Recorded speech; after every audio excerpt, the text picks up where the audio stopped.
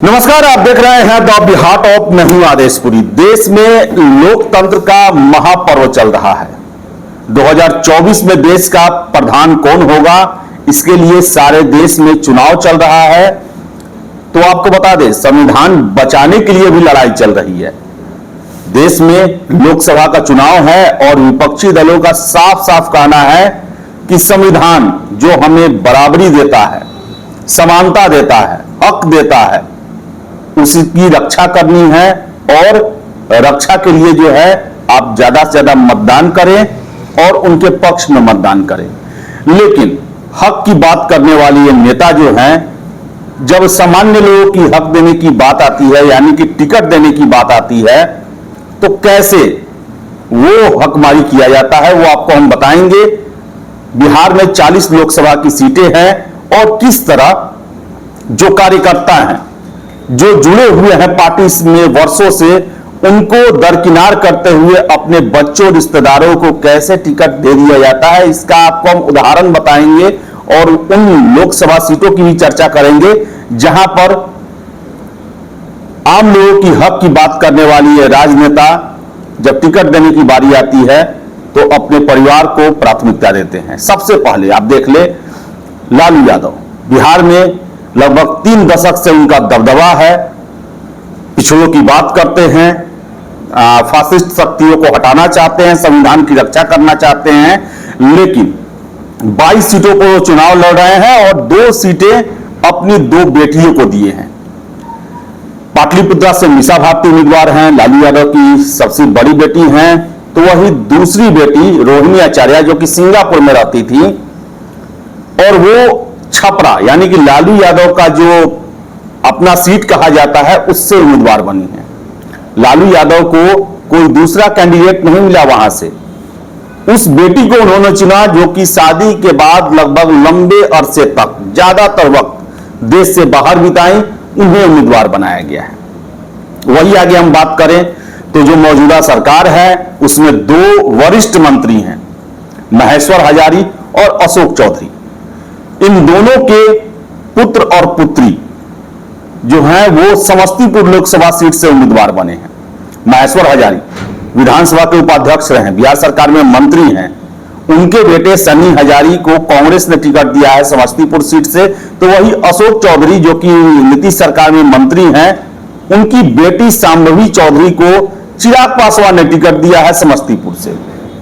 यानी कि समस्तीपुर सीट में कोई दूसरा उम्मीदवार इन नेताओं को नहीं मिला, इन दोनों नेताओं के बेटे बेटियों के अलावा।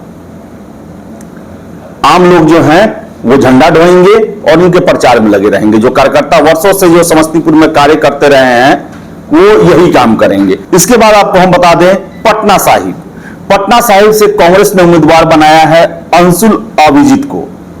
ये कौन है ये बता दें आपको, मीरा कुमार, जो कि लोकसभा की पूर्व स्पीकर रही हैं।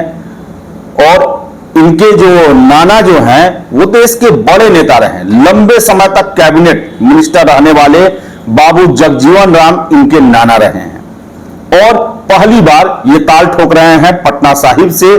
और आपको बता दें कि देखा जाए तो सासाराम सीट जो है वहां से बाबू जगजीवन राम या मीरा कुमार जो है वो चुनाव लड़ते रही हैं। लेकिन इस बार पटना साहिब दिया गया है अंशुल अभिजीत को। वही आगे हम चर्चा करें तो आकाश सिंह, जो बिहार के अभी कांग्रेस के प्रदेश अध्यक्ष हैं अखिलेश प्रसाद सिंह, उनके बेटे हैं आकाश सिंह। और इन्हें महाराजगंज से कांग्रेस ने अपना उम्मीदवार बनाया है। आपको बता दें कि 2019 के चुनाव में मोतिहारी लोकसभा सीट से चुनाव लड़े थे ये, लेकिन हार गए। लेकिन आपको बता दें कि अखिलेश प्रसाद सिंह जो है इस बार किसी तरह तिकड़म भिड़ाकर अपने बेटे को महाराजगंज से उम्मीदवार बनाने में सफल रहे हैं। अब चुनाव जीतते हैं या नहीं जीतते हैं तो बात की बात है, लेकिन उम्मीदवार की बात की जाए तो अखिलेश प्रसाद सिंह न महाराजगंज के रहने वाले हैं, न उनका कार्यक्षेत्र रहा है, न उनके बेटे का कार्यक्षेत्र रहा है, लेकिन टिकट मिल गया। वहां के जो कार्यकर्ता होंगे महागठबंधन के, वो झंडे उठाएंगे, प्रचार करेंगे।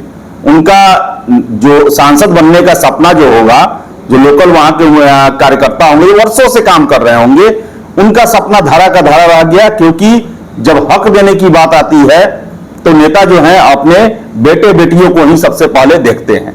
आगे आप नाम सुनिए, आगे हैं चिराग पासवान।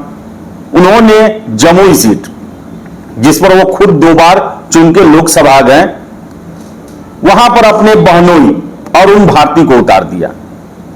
बड़ा ही विवाद हुआ इसको लेकर कि भाई अरुण भारती हैं कौन, उन्होंने लोजपा रामविलास के लिए क्या किया है, क्या उसकी सदस्यता लिए, कभी पार्टी के लिए उन्होंने कार्य किया, संगठन के लिए कार्य किया, जमीन पर उतर के कार्य किया। लेकिन चिराग पासवान जो हैं उनके तारीफ में तरह तरह की कसीदे करते रहे और एक तरह से जो उनको टिकट दिया गया उसको लेकर वो जस्टिफाई करते रहे कि योग्य उम्मीदवार वही थे। तो बता दें कि ये तो नाम है, इसके अलावा बहुत सारे लोग हैं जो कि दूसरी पीढ़ी में चल रहे हैं। अब देखिए पटना साहिब में ही रविशंकर प्रसाद, उनके पिताजी भी हुआ करते थे, बड़े नेता हुआ करते थे। फिर से बेतिया सीट पर बात करें बीजेपी के, आपको संजय जायसवाल, उनके पिताजी मदन जायसवाल लंबे अरसे तक बीजेपी से वहां पर सांसद भी रहे। इसके अलावा बहुत सारे नाम हैं, लेकिन तत्काल आपको बता दें कि ये वो नेता हैं जो अभी बिहार की राजनीति में एक्टिव हैं और सबसे बड़ी बात, बहुजन की बात करते हैं, पिछड़ों के हक के लिए लड़ते हैं, बराबरी के लिए लड़ते हैं, संविधान बचाने के लिए लड़ते हैं। लेकिन जब भागीदारी की बात आती है तो इनका परिवार ही सबसे पहले दिखाई देता है, उसके बाद ही किसी और पर ये नजर डालते हैं। आपकी क्या राय है कमेंट बॉक्स में जरूर बताएं। फिलहाल इस वीडियो में इतना ही। वीडियो पसंद आए लाइक शेयर करें, हमारे चैनल द बिहार टॉप को सब्सक्राइब जरूर कर लें। धन्यवाद।